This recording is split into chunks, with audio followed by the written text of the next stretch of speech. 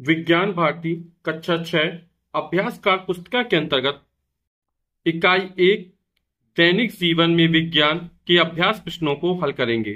तो पहला प्रश्न कह रहा है, निम्नलिखित क्षेत्र में से परंपरागत एवं वर्तमान परिप्रेक्ष्य में प्रयोग होने वाले साधनों को छांटकर तथा यह साधन किस क्षेत्र से संबंधित है लिखिए। तो मिट्टी का चूल्हा यह हमारा क्या है, परंपरागत साधन है ना। और किस क्षेत्र में प्रयोग किया जाता, भोजन के क्षेत्र में। तो इसका नवीन संसाधन क्या हो जाएगा हमारा, विद्युत ओवन, खाना बनाने काम ये भी आता है, ये भी आता है। तो ये प्राचीन संसाधन और ये नवीन संसाधन भोजन के क्षेत्र में।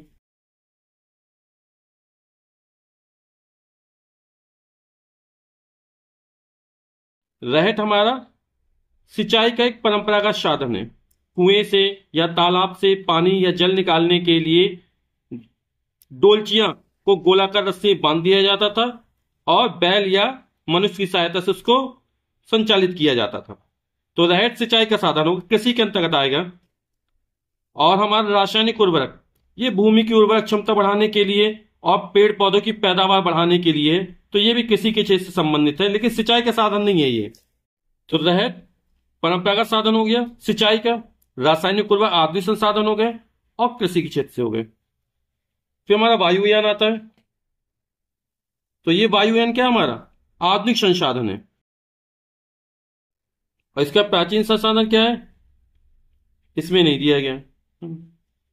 ये किसके क्षेत्र से, यातायात के क्षेत्र से संबंधित है हमारा।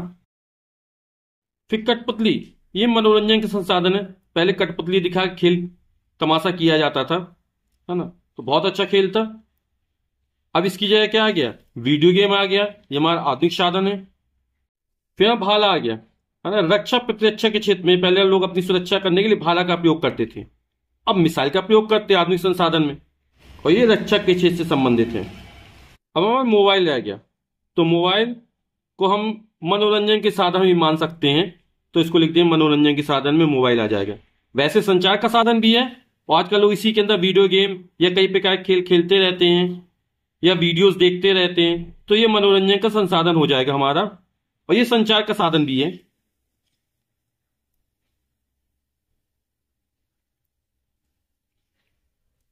तो यहां पर परंपरागत साधन जो यातायात के हैं वो हमारे हो जाएंगे, बैलगाड़ी हो जाएगा, खच्चर हो जाएगा, घोड़ा गाड़ी हो जाएगा, आदि हम लिख सकते हैं। फिर दूसरा प्रश्न, उन भारतीय तथा विदेशी वैज्ञानिकों का नाम तथा संबंधित क्षेत्र लिखिए जिन्हें नोबेल पुरस्कार से सम्मानित किया गया है। तो यहां पर वैज्ञानिकों के नाम आएंगे और यहां पर संबंधित क्षेत्र आएंगे। तो जैसे भारतीय वैज्ञानिक है सीवी रमन, हरगोविंद खुराना, सुब्रमण्यम चंद्रशेखर, है ना, इनको नोबेल पुरस्कार मिल चुका है। विदेशी वैज्ञानिक हो जाएंगे विलियम रोंजेन, मैडम क्यूरी। तो आइए लिखते हैं। तो सर सीवी रमन, चंद्रशेखर वेंकट रमन, इनको भौतिकी के क्षेत्र में नोबेल पुरस्कार मिला और इन्होंने प्रकाश के प्रकीर्णन पर प्रयोग किया था।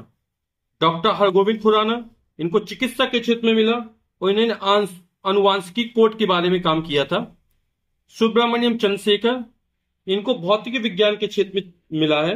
विलियम रोंटजेन, इनको भी भौतिकी विज्ञान क्षेत्र में मिला है और इनको सन 1901 में मिला है ये नोबेल पुरस्कार, जब से नोबेल भौतिकी की नोबेल पुरस्कार की शुरुआत हुई थी। और मैडम क्यूरी को रसायन विज्ञान के क्षेत्र में मिला है।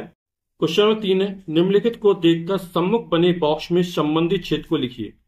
तो एक कार बनी हुई है और ये जो है वो यातायात के क्षेत्र से संबंधित है, तो यहां पर आ जाएगा यातायात। ये टीवी है और ये मनोरंजन के क्षेत्र से संबंधित है। टेलीफोन संचार का एक साधन था, तो ये संचार के क्षेत्र से संबंधित हो जाएगा। अब तो मोबाइल यूज करने लगे हैं।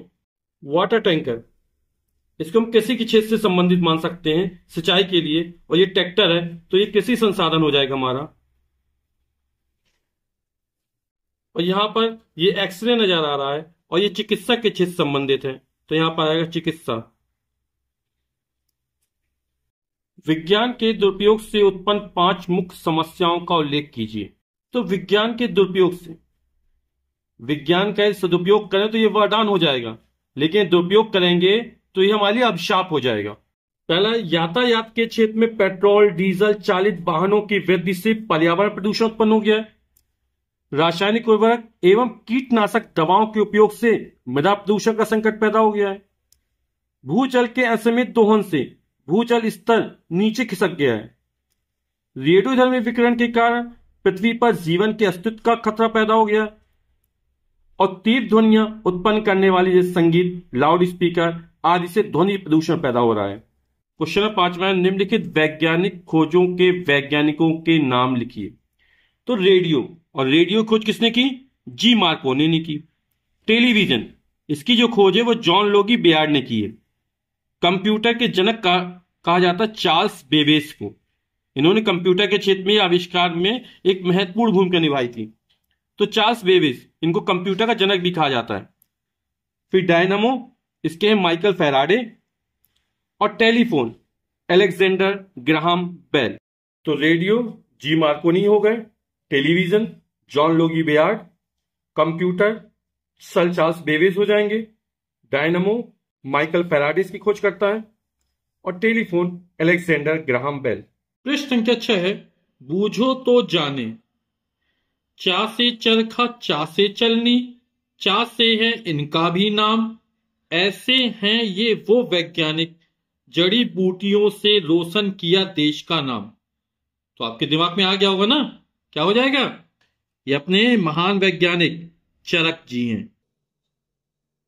4 पाई में इनकी खोज, जिसे इन्होंने खोजा है, इन्हें कौन भुला पाएगा, शून्य भी जिसने खोजा है। तो ये कौन हो जाएंगे? महान गणितज्ञ आर्यभट्ट हो जाएंगे।